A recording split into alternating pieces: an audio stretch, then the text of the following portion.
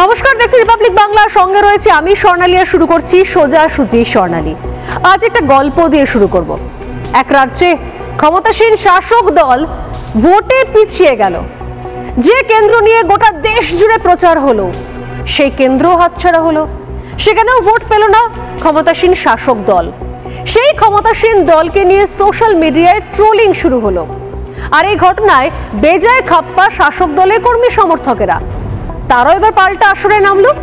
Social মিডিয়ায় রীতিমতো শুরু হলো যুদ্ধ। শুধু তাই নয়, তার সঙ্গে সেই কেন্দ্রের ভোটারদের গালিগালাজ পর্যন্ত শুরু হলো যে তারা কেন ক্ষমতাসীন শাসক দলকে ভোট দেয়নি। বেঈমান থেকে শুরু করে আরো অনেক ধরনের ভাষা প্রয়োগ করা হলো। এই দেখে বেজায় খাপ্পা রাজ্যের মুখ্যমন্ত্রী।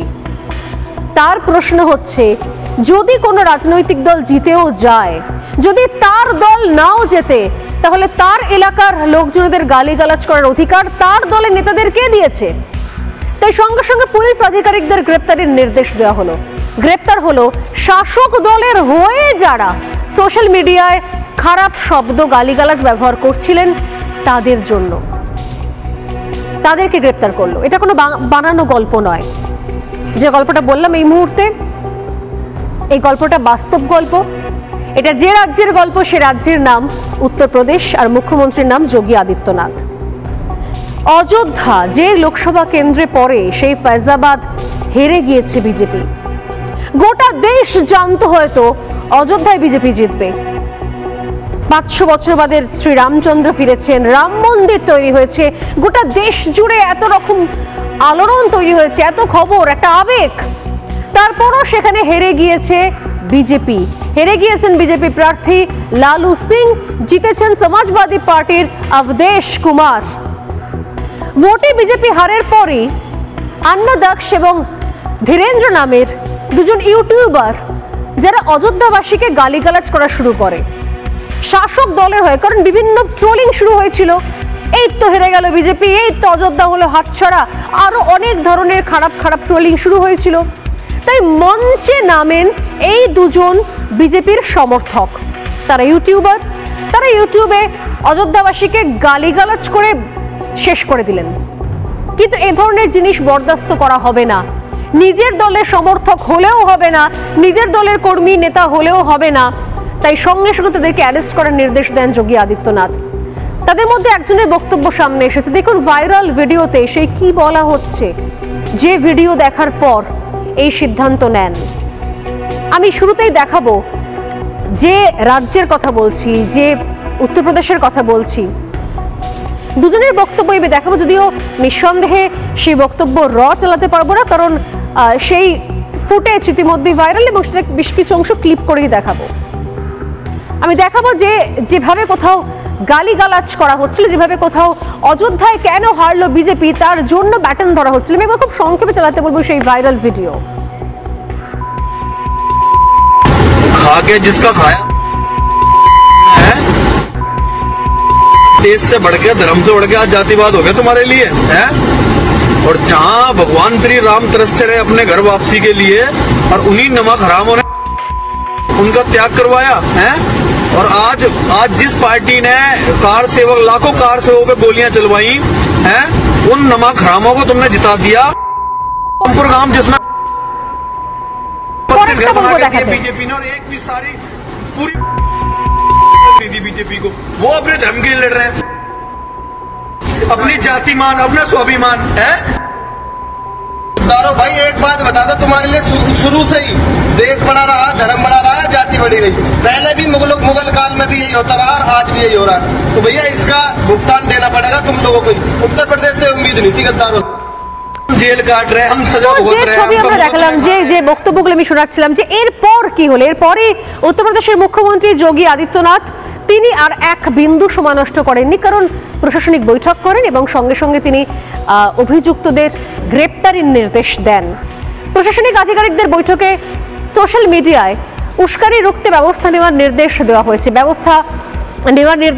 সঙ্গে সঙ্গে গ্রেপ্তার করা হয় অযোধ্যাবাসীকে, যে সমস্ত যারা টানা এই ধরনের ভিডিও করে যাচ্ছিলেন তাদেরকে। ধৃতদের বিরুদ্ধে 295A ধারায় মামলা দায়ের করা হয়, অর্থাৎ ধার্মিক ভাবনায় আঘাতের ধারা।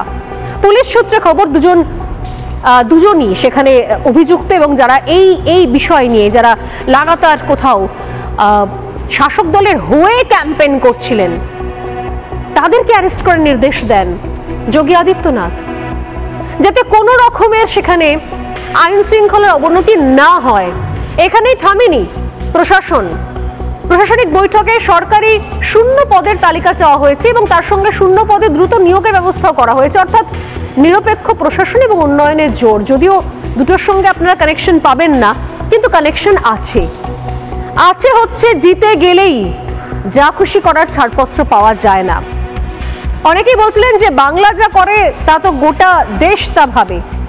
অনেকে রেজাল্ট বেরোনোর পর বলছিলেন যে কথায় কথা উত্তরপ্রদেশ উদাহরণ দেওয়া হয়, বাংলাকে উত্তরপ্রদেশ যারা বানাতে চেয়েছিল তার বাংলা কোথাও উত্তরপ্রদেশের মতো হয়ে গিয়েছে। রেজাল্টের ক্ষেত্রে মিল পাওয়া গিয়েছে, কিন্তু রেজাল্টে মিল পাওয়ার পর তার পরবর্তী অংশে এত অমিল কেন? নির্বাচন পরবর্তী হিংসে এই মুহূর্তে তুঙ্গে কোথাও আলোচনায় এ রাজ্য পশ্চিমবঙ্গ। এখানে জিতলেই কোথাও যা খুশি করার ছাড়পত্র পাওয়া যায়। যদি সত্যি সত্যি সব ক্ষেত্রে উত্তরপ্রদেশের সঙ্গে কম্পিটিশনে নামা যায়, তাহলে এক্ষেত্রে কোনো উত্তর থাকবে কি? উত্তরপ্রদেশে যা দেখলাম সেটা রাজধর্ম। রং না দেখে দোষীদের গ্রেপ্তার করা, তাদের গ্রেপ্তার করা যারা শাসক দলের হয়ে কথা বলছিলেন। শুধুমাত্র সেই কথা বলার ধরন ভালো ছিল না, এই অপরাধে তাদেরকে গ্রেপ্তার করা হয়। তার সঙ্গে একই সঙ্গে রেজাল্ট যাই হোক না কেন, যে কাজগুলো করার কথা বলা হয়েছিল, অর্থাৎ যে প্রতিশ্রুতিগুলো দেওয়া হয়েছিল সেই প্রতিশ্রুতি অনুযায়ী, প্রতিশ্রুতি মোতাবেক রিক্রুটমেন্টের প্রসেস চালু করা। আর এই বাংলায় আমরা কি দেখলাম? একই ছবি। বিরোধী হলেই পেটাও, বিরোধী হলেই আক্রান্ত, বিরোধী হলেই ঘরছাড়া, ভোট মিটলেই সন্ত্রাস হয়, এখানে বাড়িছাড়া হতে হয় বিরোধীদের, দলীয় কার্যালয়ে আশ্রয় নিতে হয়, আর পুলিশ প্রশাসন থাকে নিষ্ক্রিয়। কারণ এটাই পশ্চিমবঙ্গ বাংলার সংস্কৃতি। সত্যি বাংলা উত্তরপ্রদেশ হতে পারল না। ছেলে আসলে তোমার ছেলেকে খুন করে দেবো।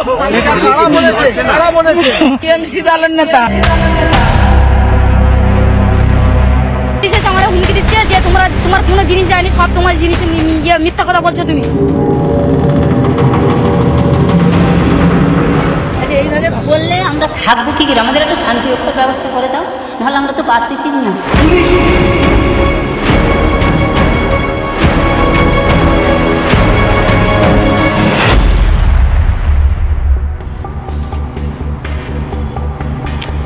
চৌঠা জুন ভোটের রেজাল্ট সামনে এসছে, আর আজকে 11ই জুন, অর্থাৎ এক সপ্তাহ পার হয়েছে। আর এই 7 দিনে উত্তর থেকে দক্ষিণ রাজ্যের দুই প্রান্তে কয়েক হাজার বিজেপি কর্মী এই মুহূর্তে ঘরছাড়া। গত 24 ঘন্টা ঠিক কি অভিযোগ সামনে এসেছে? হিঙ্গলগঞ্জে বিজেপি কর্মীর বাড়ি ভাঙচুর করা হয়, কাকদ্বীপে বিজেপি কর্মীদের মারধরের অভিযোগ সামনে এসেছে, কোচবিহারে ঘরছাড়া হয়ে বিজেপি কার্যালয়ে আশ্রয় নিয়েছেন দলীয় কর্মীরা। উত্তর থেকে দক্ষিণ রাজ্যের বিভিন্ন জেলায় ঠিক কি বলছেন আক্রান্ত বিজেপি কর্মীরা, দেখুন একবার। বিজয় মিছিলের পর টিএমসির গুন্ডারা এসে আমাদের ঘর ভাঙচুর করেছে, বারবার আমাদের হুমকি দিচ্ছে মেরে ফেলবো, খুন করে ফেলবো, ঘর থেকে তুলে নিয়ে যাব, এই এলাকা ছাড়া করব। ঘটনা তো কালকে হয়েছে, আজকে যাবো তো আমি কাজে যাবো, চোখ তো ঠেট করে দিয়ে গেছে বাড়ির মধ্যে দিয়ে, বুঝতে পারছেন না ওরা তো পাচ্ছি না। একটা মিছিল আছে, সেই মিছিল আস্তে আস্তে করে আমার বাড়ির দিকে এগিয়ে আসে, এসে আমার সিসি ক্যামেরা, ওই তার এবং ক্যামেরাটাকে ভাঙচুর করা হয়, যাতে ফুটেজ ওরা না দেখাতে পারি। এরা একটা পূর্ব পরিকল্পনা করেই ওরা এসেছে, কিন্তু পুলিশ প্রশাসন নিষ্ক্রিয় ছিল, ওরা অনেক পরে এসেছে। এই ঘটনাটা বিভীষিকাময় ঘটনা, সে ঘটনা আতঙ্ক এখনও পর্যন্ত আমাদেরকে তাড়িয়ে বেড়াচ্ছে। টিএমসি করে আমাকে অত্যাচার করছে, আমার বাড়িতে ঢালাঢালি করছে, ওই ভয়েতে আমি আতঙ্কে আমি পালে বেড়াচ্ছি। আমার ফ্যামিলিতে আমরা চারজনের মধ্যে আমি আত্মভয়ে আর জাহান রক্ষা করার জন্য আমি পুরা অশান্তিতে, আমি খুব ভয়ঙ্করভাবে আমি বাড়িতে চাপতে পারছি না।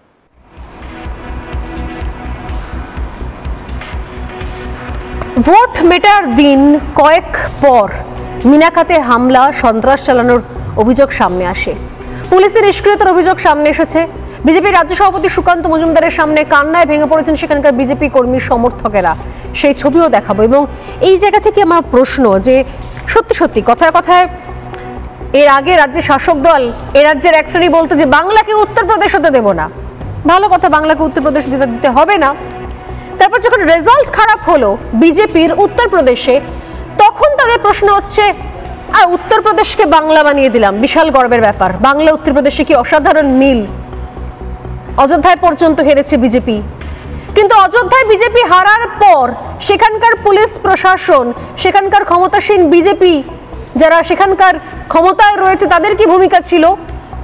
আর এ রাজ্যে যারা শাসক দল, যে এ রাজ্যে শাসক দল হিসেবে রয়েছে 2011 সাল থেকে, তারা এ রাজ্যে বিরোধীরা কোথাও জিতলে বা কোথাও হারলে, যেটা তো দূরস্থান, যদি ইনফ্যাক্ট কোথাও কোনো লিড বেশি পর্যন্ত না আসে, তারা সেখানে কি কাণ্ড চালাচ্ছে, কোথায় কোন রাজ্যের সঙ্গে কিসের তুলনা, আর কোন কোন জায়গা থেকে এ রাজ্য নজির সৃষ্টি করবে, দৃষ্টান্ত তৈরি করবে, উদাহরণ হয়ে থাকবে গোটা দেশে।